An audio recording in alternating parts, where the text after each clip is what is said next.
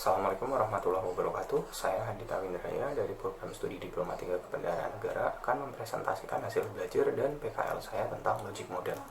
Yang pertama, konsep dasar dari logic model itu sendiri adalah kerangka berpikir bagi seorang perencana untuk menyusun rencana kerja dan anggarannya yang berfokus kepada hasil dan dampak yang akan diperoleh, bukan berfokus kepada input apa yang bisa dibelanjakan, seperti itu. Bagaimana tahapan-tahapan dalam membuat logic model yang baik? Yang pertama adalah perencana merumuskan suatu keadaan yang ingin dicapai atau yang ingin dirubah. Setelah itu, perencana menentukan keluaran akhir apa yang dibutuhkan untuk bisa mencapai keadaan atau perubahan yang telah dirumuskan tadi. Lalu, perencana menentukan aktivitas apa saja untuk bisa menghasilkan keluaran akhir untuk bisa melakukan perubahan atau mencapai keadaan yang diinginkan tadi.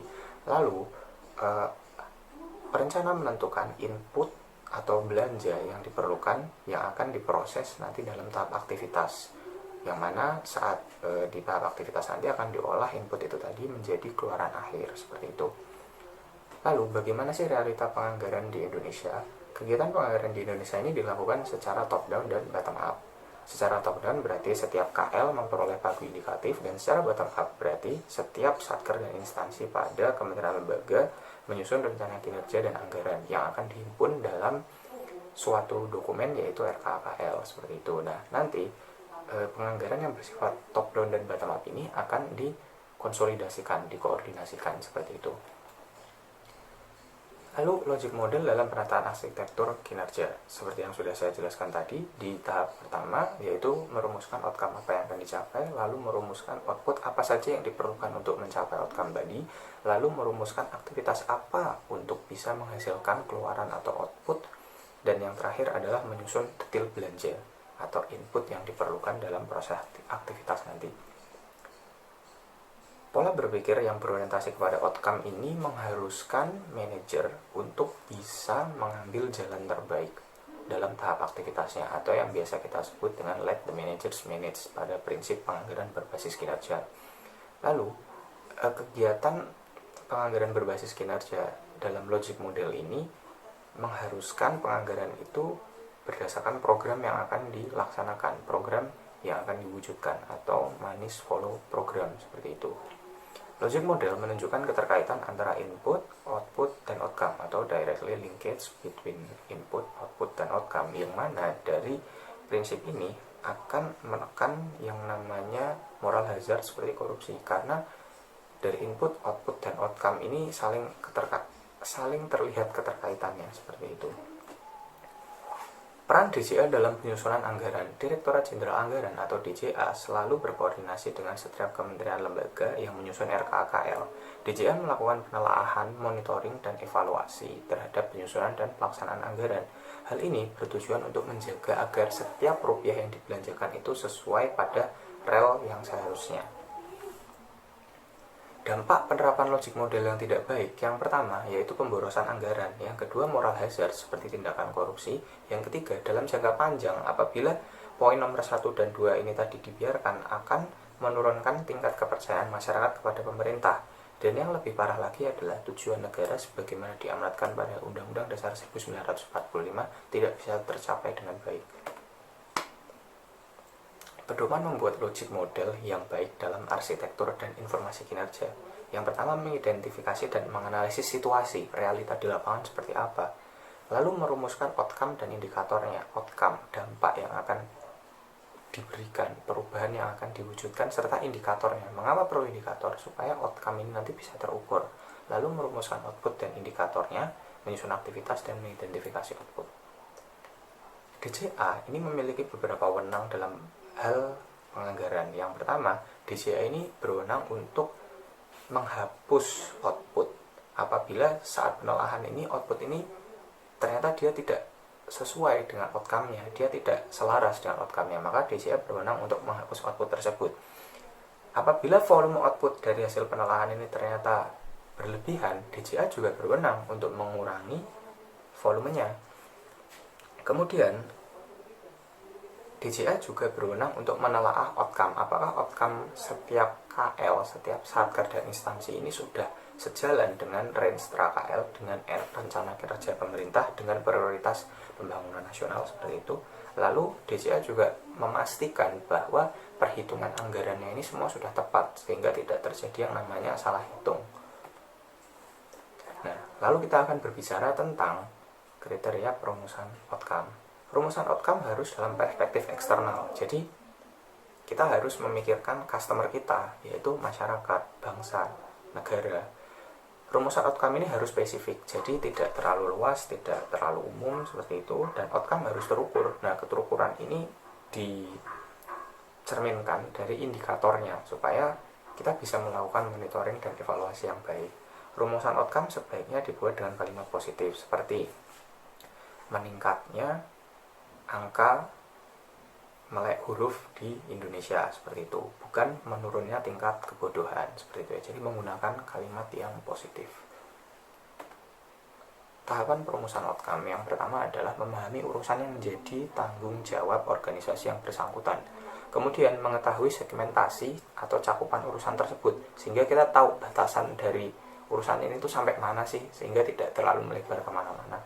Yang ketiga, mengidentifikasi apakah urusan tersebut ini hanya menjadi urusan organisasi tersebut atau juga menjadi urusan bersama dengan organisasi yang lain. Dan yang keempat adalah mengidentifikasi dan menganalisis masalah atau kebutuhan. Jadi setelah tadi kita memahami urusan yang menjadi tanggung jawab organisasi yang bersangkutan, mengetahui segmentasi atau batasannya, ini wewenangnya instansi itu sendiri, organisasi itu sendiri atau tidak, kita menganalisis nih sebenarnya masalahnya apa, ada masalah apa di sini, kebutuhannya apa, seperti itu. Ya, masih pada tahapan perumusan outcome, yang berikutnya adalah mengidentifikasi customer atau target groupnya, mengidentifikasi tujuan, lalu mengidentifikasi perubahan atau kondisi apa yang harus terwujud, dan yang terakhir adalah menyusun indikator outcome agar ketercapaian outcome tersebut dapat terukur secara jelas. Berikutnya, kita akan berbicara tentang kriteria perumusan output. Output adalah produk atau keluaran akhir dari suatu rangkaian atau proses. Output ini ditujukan kepada customer atau target group dan harus mencerminkan kepentingan customer. Output ini harus terukur dan keterukurannya dicerminkan dari indikatornya.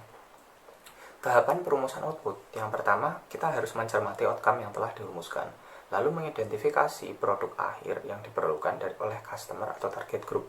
Setelah itu, kita harus melakukan review output agar penyusunan aktivitas dan detail belanja nanti bisa efektif dan efisien. Menyusun indikator agar ketercapaian output dapat diukur secara jelas.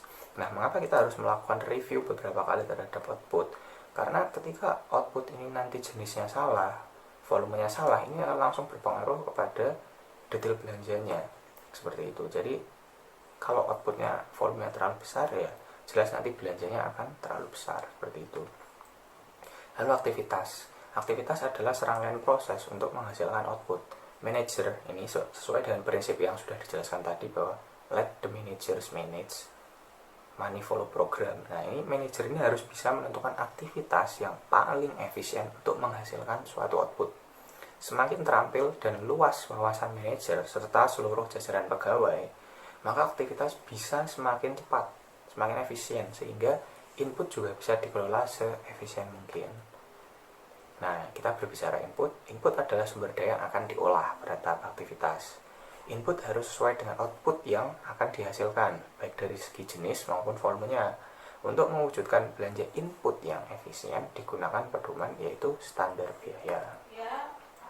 Lalu, kita hampir selesai ini. Kita berbicara tentang aplikasi RKKL dan Sakti. Nah, rencana anggaran dan rencana kinerja anggaran ini disusun menggunakan aplikasi yang bernama RKKL. Dengan aplikasi tersebut, penganggaran dapat dilakukan dengan baik dari proses perencanaan hingga monitoring dan evaluasi. Transparansi anggaran dapat diwujudkan dengan adanya aplikasi ini, seperti itu. Nah, kita masuk ke aplikasi Sakti ini. Saat ini adalah masa peralihan dari penggunaan aplikasi RKKL menuju aplikasi Sakti. Sakti adalah sistem akuntansi keuangan tingkat instansi. Melalui aplikasi ini tidak hanya proses penganggaran yang bisa dilakukan, tetapi sudah terintegrasi dari perencanaan, pelaksanaan hingga pertanggungjawaban anggaran. Di tahun 2019 dan 2020 ini adalah masa piloting aplikasi Sakti. Saat ini ketika saya PKL di subbagian Puslai, itu beberapa kali memang ada keluhan dari KL seperti itu terkait dengan pengoperasian aplikasi Sakti ini. Ya itu wajar karena memang ini masih masa piloting. Diharapkan ketika seluruh stakeholder ini nanti tetap konsisten, insya Allah mulai tahun 2021 aplikasi Sakti ini dapat digunakan seoptimal mungkin seperti itu. Sekian dari saya, kurang lebihnya mohon maaf. Terima kasih. Wassalamualaikum warahmatullahi wabarakatuh.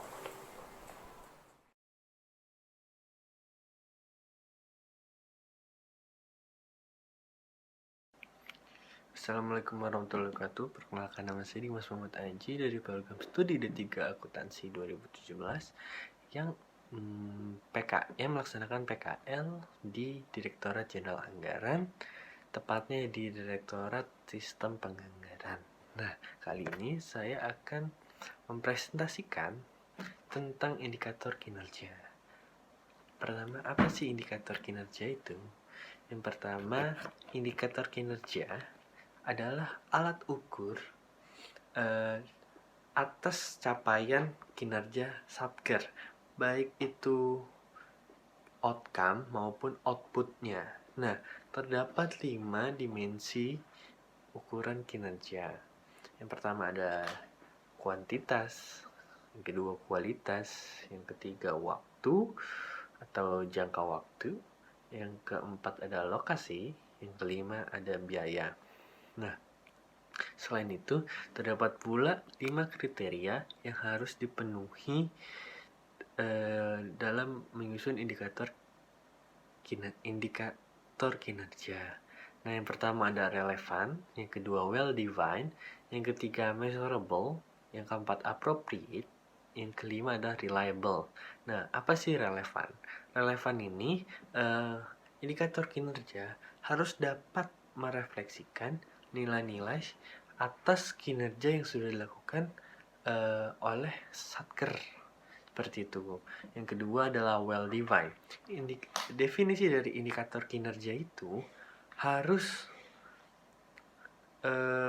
tidak harus jelas dan tidak bermakna ganda, sehingga mudah dimengerti dan dapat digunakan.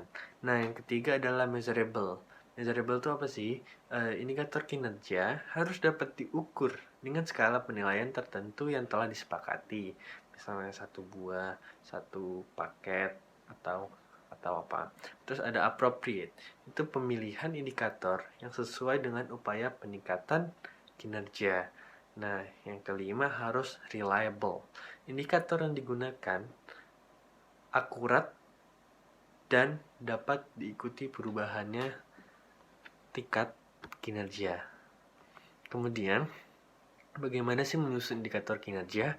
Mau dari outcome ataupun output. Pertama, merumuskan atau menyusun ukuran kinerja di setiap tingkatan, baik itu program ataupun kegiatan.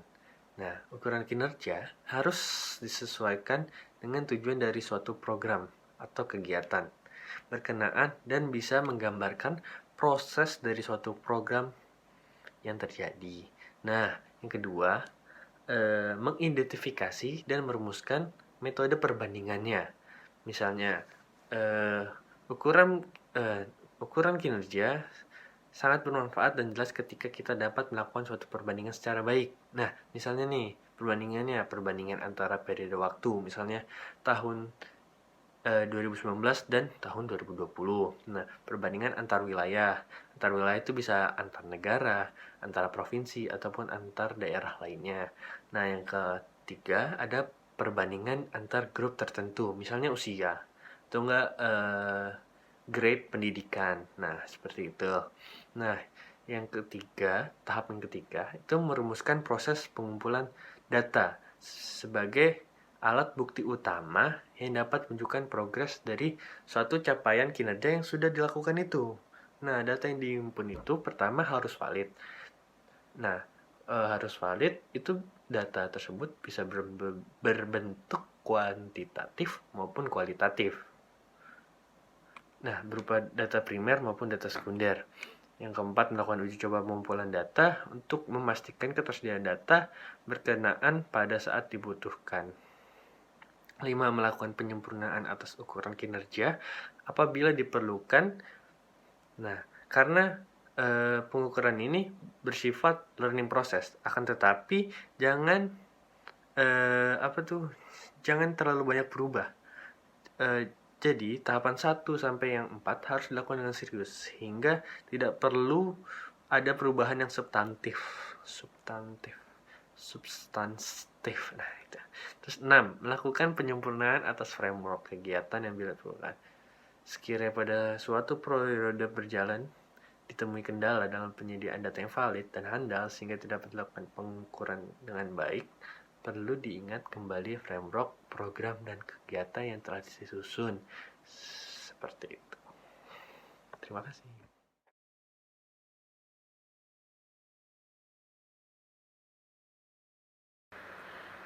Selanjutnya saya akan menjelaskan mengenai tinjauan atas implementasi pedoman standar biaya masukan dan standar biaya keluaran pada Direktorat Jenderal Anggaran, khususnya pada Direktorat Sistem Penganggaran berdasarkan PMK 71 tahun 2003. Tinjauan ini dilaksanakan berdasarkan 6 tahapan menetapkan kebijakan publik yang dikutip dari buku Understanding Public Policy, di mana implementasi kebijakan menempati tahapan kelima. Nah, bahasan utama kita pada hari ini adalah penganggaran berbasis kinerja. Penganggaran berbasis kinerja ini adalah salah satu kebijakan publik yang diambil pemerintah. Kebijakan ini ditetapkan melalui pemberlakuan Undang-Undang Nomor 17 Tahun 2003 tentang Keuangan Negara dan sudah diterapkan secara bertahap mulai tahun anggaran 2005. Penganggaran berbasis kinerja ini adalah kebijakan yang diambil dalam rangka memperbaiki proses penganggaran di sektor publik. Untuk itu, tujuan dari PBK ini adalah memperbaiki proses penganggaran di sektor publik. Kebijakan ini berarti harus diimplementasikan dalam rangka mencapai tujuan tersebut. Nah, untuk mengimplementasikannya, penganggaran berbasis kinerja ini adalah peraturan yang dituangkan dalam undang-undang. Untuk itu, PBK ini perlu diatur lagi dalam peraturan pelaksana. Nah, tahun setelahnya, PP nomor 21 tahun 2004 ini tentang penyusunan rencana kerja dan anggaran kementerian dan lembaga ditetapkan sebagai peraturan pelaksana dalam penetapan kebijakan penganggaran berbasis kinerja. Dalam PP ini dijelaskan bahwa dalam penyusunan anggaran berbasis kinerja diperlukan indikator kinerja, standar biaya, dan evaluasi kinerja dari setiap program dan jenis kegiatan. Standar biaya dibutuhkan sebagai dasar untuk menentukan anggaran untuk tahun anggaran yang direncanakan dan perakiraan maju untuk setiap program dalam rencana kerja dan anggaran kementerian negara atau lembaga. Selain itu juga, standar biaya berperan sebagai instrumen yang digunakan dalam menelaah kelayakan anggaran terhadap sasaran kinerja yang direncanakan. Dengan mempertimbangkan hal-hal tersebut, maka ditetapkanlah pedoman standar biaya, standar struktur biaya dan indeksasi yang diatur melalui Peraturan Menteri Keuangan Nomor 71 Tahun 2013. Dalam PMK ini terdapat 4 hal yang diatur. Yang pertama adalah standar biaya masukan, yang kedua adalah standar biaya keluaran, yang ketiga adalah standar struktur biaya, dan yang keempat adalah indeksasi.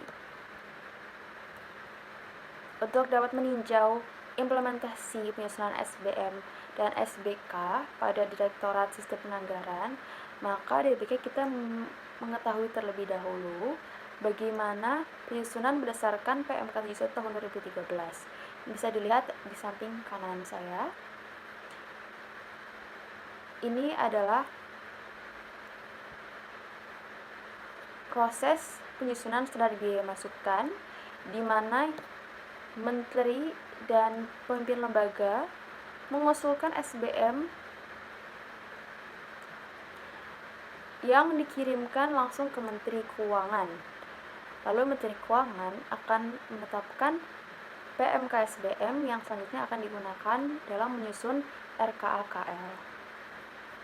Lalu yang selanjutnya ada standar biaya keluaran, dimulai dari pengusulan SBK dari KL yang dikirimkan kepada Direktorat Anggaran Bidang 1, 2, dan 3 pada DJA.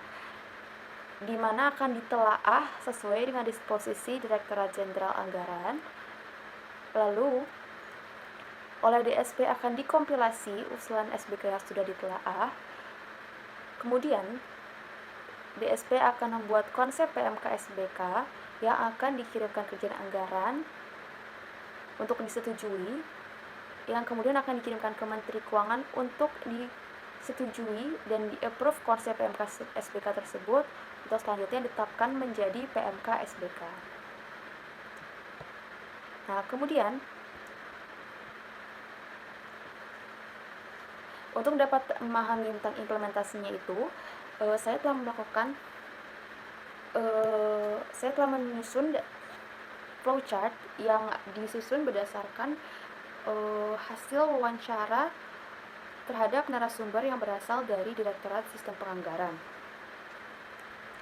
Nah, bisa dilihat samping ini adalah implementasi penyusunan SBM pada Direktorat Jenderal Anggaran. Kemudian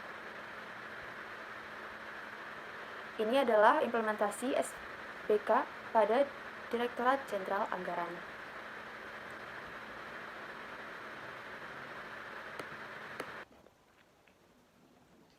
Nah, setelah kita melihat perbedaan antara penyusunan standar biaya masukan dan standar biaya keluaran berdasarkan pedoman yang berada di lampiran 1 PMK 71 tahun 2013 dan penyusunan SBM dan SBK berdasarkan apa yang sudah diimplementasikan oleh Direktorat Jenderal Anggaran, kita dapat meninjau beberapa hal. Yang pertama itu adalah kita bahas standar biaya masukan terlebih dahulu. Perbedaan mengenai penyusunan standar biaya masukan antara pedoman dan implementasinya adalah yang pertama, peran DJA tidak dijelaskan pada pedoman. Pada implementasinya, proses penyusunan standar biaya masukan ini dimulai dengan penyusunan surat permintaan usulan standar biaya masukan yang dikirimkan ke seluruh kementerian negara atau lembaga. Nah, surat ini itu disusun oleh Direktorat Sistem Penganggaran, di mana Direktorat Sistem Penganggaran yang akan mengirimkannya ke kementerian negara atau lembaga. Tapi hal ini tidak disebutkan pada pedoman. Lalu yang kedua adalah komunikasi yang baik antar para pelaksana.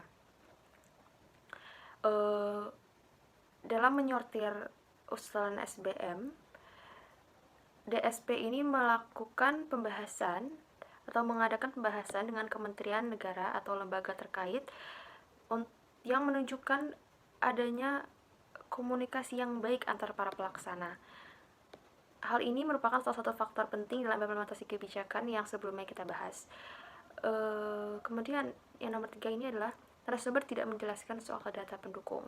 Jika pada pedoman dijelaskan bahwa usulan SBM yang dikirimkan oleh KL harus disertai dengan kajian, narasumber tidak menjelaskannya. Lalu yang nomor 4 adalah sistem birokrasi dijalankan dengan baik. Hal ini bisa kita lihat dari bagaimana nota dinas penetapan standar biaya masukan ini disampaikan secara berjenjang untuk disetujui sebelum ditetapkan dengan peraturan Menteri Keuangan. Lalu nomor 5 ini adalah pedoman hanya menjelaskan proses penyusunan SBKK. Nah, ini yang menjelaskan mengapa ada perbedaan antara data pendukung yang dijelaskan oleh narasumber dan yang dijelaskan di pedoman pada PMK 71 tahun 2013. Jadi, yang dijelaskan pada pedoman ini hanya proses pengusulan yang dimaksudkan untuk standar biaya masukan khusus seperti yang dijelaskan di pasal 5 ayat 3 PMK 71 tahun 2013. Nah, sekarang kita akan membahas tentang standar biaya keluaran. Yang pertama ini adalah pedoman SBK lebih terperinci. Ini dapat kita lihat dengan jelas bagaimana tahapan penyusunan SBK-nya itu lebih banyak jika kita bandingkan dengan pedoman penyusunan standar biaya masukan. Lalu yang kedua, peran DJA juga lebih jelas tertera. Jika sebelumnya Direktorat Jenderal Anggaran sama sekali tidak disebutkan pada pedoman standar biaya masukan, pada standar biaya keluaran kita dapat melihat jelas direktorat mana saja yang berperan dalam penyusunan standar biaya keluaran. Lalu nomor 3 ini, sistem informasi dan komunikasi berjalan dengan baik. dijelaskan pada pedoman dan juga implementasi bahwa Direktorat Anggaran Bidang 1 dan 2 dan 3 dan Direktorat Sistem Penganggaran ini saling berkomunikasi, saling bertukar informasi. Nah, komunikasi dan informasi yang begini dapat kita dapat lihat dari bagaimana Direktorat Anggaran Bidang membuat catatan hasil penelaahannya yang kemudian akan dikirimkan ke sistem penganggaran. Sehingga sistem informasi ini dapat tersampaikan dan juga terbukti. Lalu yang keempat dan yang terakhir adalah dokumen keluaran teridentifikasi dan terukur. Jadi dengan adanya sistem birokrasi ini, maka setiap tahapan ini harus memiliki dokumen keluaran tersendiri. Nah, berdasarkan tinjauan atas implementasi ini dapat dikatakan dokumen keluaran dari tugas setiap pelaksana ini dapat teridentifikasi dan terukur. Sebagai contoh, catatan penelaahan tersebut. Kemudian usulan SBM yang merupakan inputnya dan sebagainya.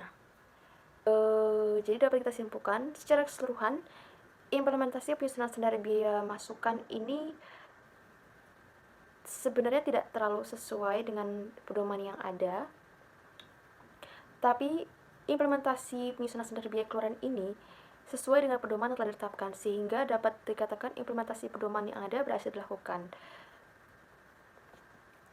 Terima kasih atas perhatiannya.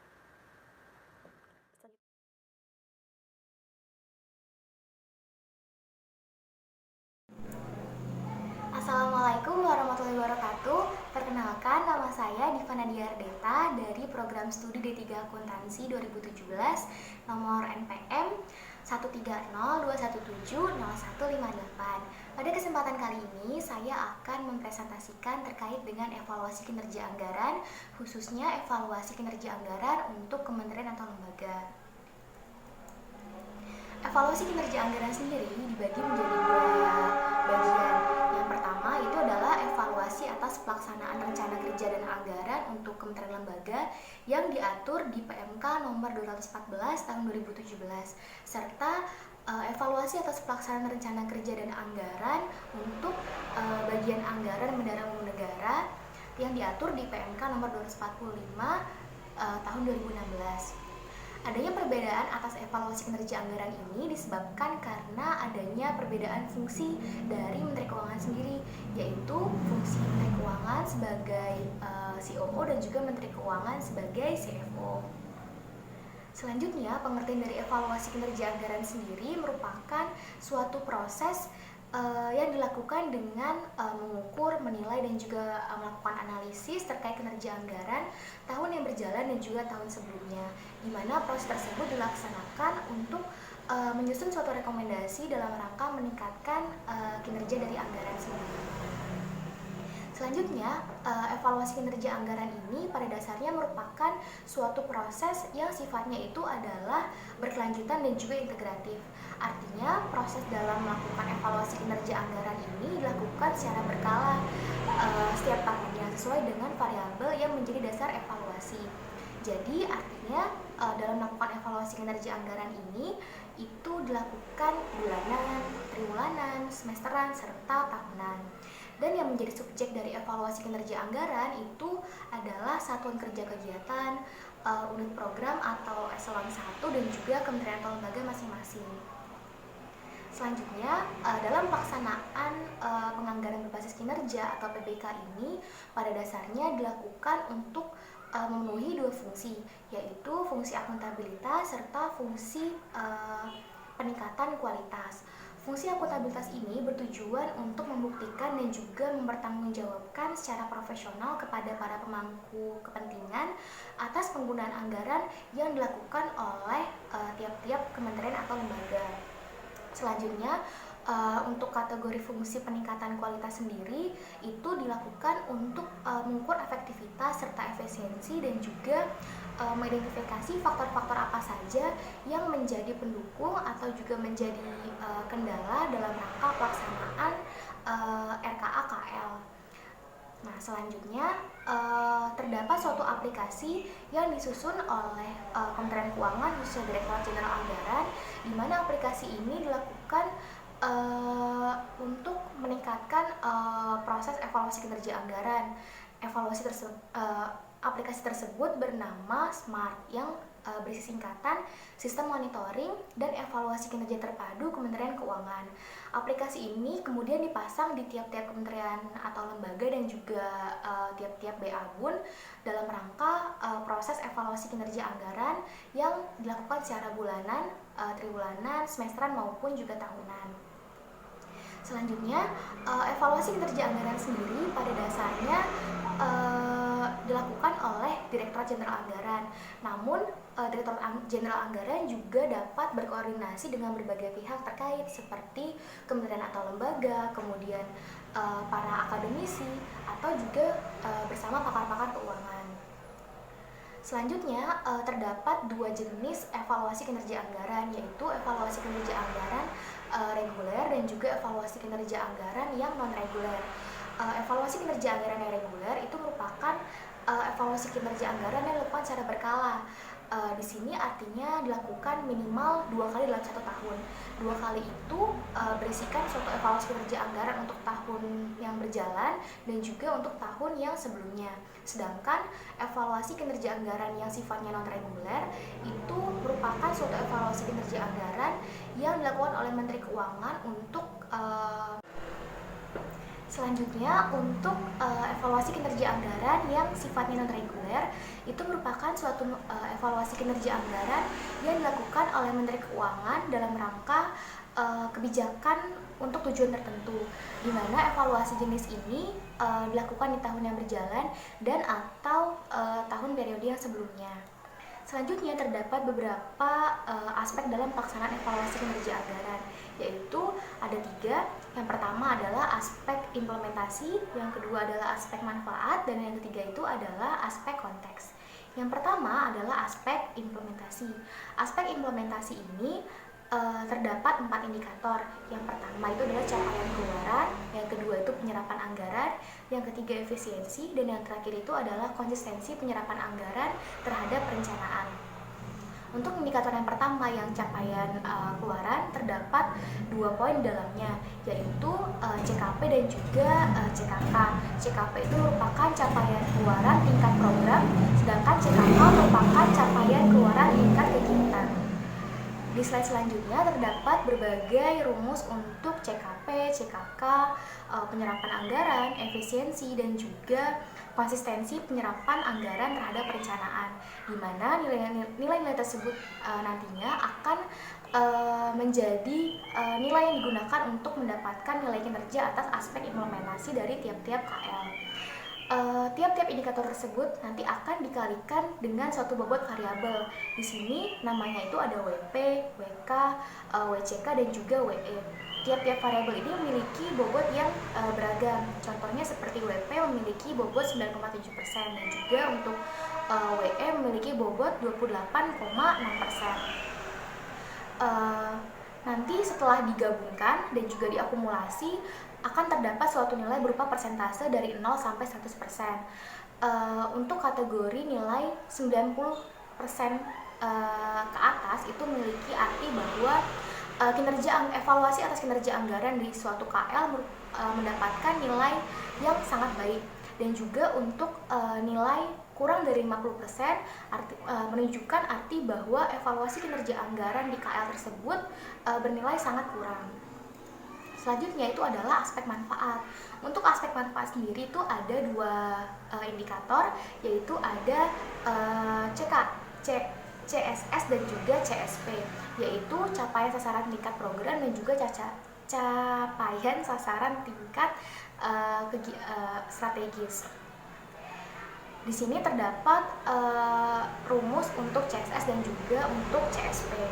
Selanjutnya untuk aspek konteks itu adalah aspek yang terakhir, itu terdapat di 2 tingkatan. Yang pertama dilakukan di tingkat kementerian atau lembaga, dan yang kedua dilakukan di tingkat eselon 1 atau program. di mana dalam melaksanakan aspek konteks ini diperlukan beberapa tahapan. Yang pertama itu persiapan, yang kedua pengumpulan data, yang ketiga adalah analisis, yang keempat penyusunan rekomendasi, dan terakhir itu adalah pelaporan. Sekian dari saya. Mohon maaf apabila terdapat banyak kekurangan dalam penyampaian. Wassalamualaikum warahmatullahi wabarakatuh.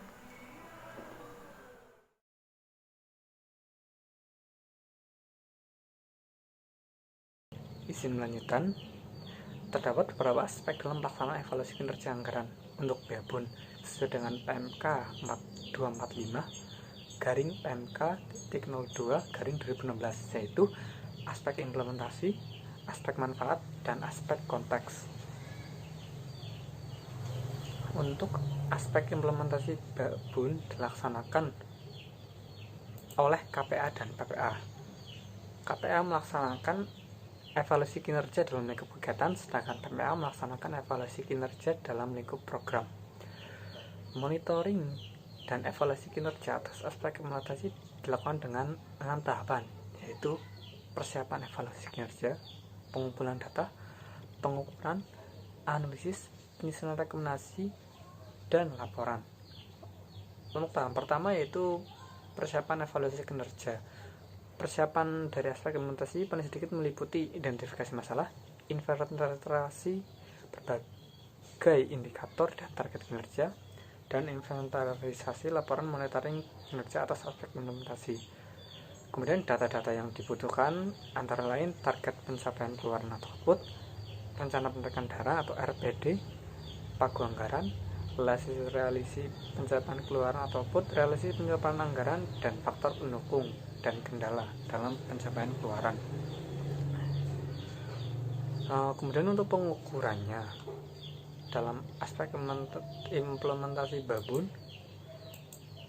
terdapat 5 bentuk pengukuran, yaitu capaian keluaran atau output, konsistensi RPD atau rencana penarikan dan realisasi, konsistensi target output dan realisasi, penyerapan anggaran, dan efisiensi. Untuk contoh perhitungannya dapat dilihat sebagai berikut untuk rumus-rumusnya. Kemudian aspek selanjutnya untuk pengukuran evaluasi BEABUN adalah aspek manfaat. Aspek manfaat terdapat 5 macam tahapan yang dilakukan, yaitu persiapan evaluasi kinerja, pengumpulan data, analisis, penyusunan rekomendasi, dan laporan. Yang pertama adalah persiapan, yang paling sedikit meliputi menentukan keluaran output yang dievaluasi, mempersiapkan model logika informasi kinerja, identifikasi masalah, identifikasi indikator dan hasil output, dan penyusunan desain pengumpulan data. Data yang diperlukan antara lain capaian indikator dan target hasil atau outcome, data sosial, ekonomi, kependudukan, dan lainnya yang mendapat pengukuran manfaat. Sedangkan desain analisis yang digunakan untuk evaluasi kinerja antara lain membandingkan kondisi pada kelompok masyarakat yang memperoleh manfaat, membandingkan manfaat diterima antar kelompok, dan membandingkan kondisi sebelum dan sesudah memperoleh manfaat tersebut. Berdasarkan hasil yang sudah dari hasil analisis tadi, maka dibuatlah suatu rekomendasi dari evaluasi kinerja tersebut. Kemudian pada tahap akhir dilakukan pelaporan yang dilakukan oleh pemimpin PPA BUN menyampaikan laporan hasil kinerja atas aspek manfaat untuk program kepada Menteri Keuangan paling lambat 3 bulan setelah keluaran atau output tercapai. Kemudian yang terakhir adalah aspek konteks. Aspek konteks dilakukan oleh PPA dan paling sedikit 1 kali dalam 1 tahun. Tahapannya adalah seperti sebelumnya: persiapan, pengumpulan data, analisis, penyusunan rekomendasi, dan terakhir adalah laporan. Kemudian untuk implementasi di lapangan, yang pertama adalah evaluasi kinerja dan monitoring yang sebelumnya dilakukan secara kontinu. KL dan BEABUN menginput setiap indikator yang diperlakukan ke dalam aplikasi. Kemudian dari aplikasi ini dapat terkoneksi ke Subdirektorat Evaluasi Kinerja Penganggaran dan terhitung secara otomatis. Laporan ini laporan kembali ke KL atau BEABUN yang PA BEABUN yang dituju. aplikasi ini bisa disebut dengan smart yang sudah dijelaskan sebelumnya. Dalam smart juga terdapat data dari aplikasi lain seperti 1DCA dan RKAKL. Data dari smart kemudian dievaluasi dan dilakukan analisis untuk memberikan evaluasi dan saran-saran untuk KL atau PA Babun untuk lebih baik ke depannya lagi. Kemudian ada beberapa masalah yang dihadapi. Contoh yang kami ambil adalah dari seksi EKP 4 yang lebih mengenalkan kepada evaluasi kinerja PA Bun. Yang pertama adalah kurang jelasnya hasil kinerja antara aspek implementasi atau partisipasi KPA yang hanya memperlihatkan hasil yang bersifat administratif. Yang kedua adalah terkait rumus RPO atau realisasi pencapaian output dan pencapaian output juga perlu adanya perbaikan agar tidak menimbulkan kebingungan antara dua rumus tersebut. Kemudian masih ada hasil yang menunjukkan perbedaan antara level KPA dengan level PPA, padahal setiap PPA hanya memiliki satu KPA.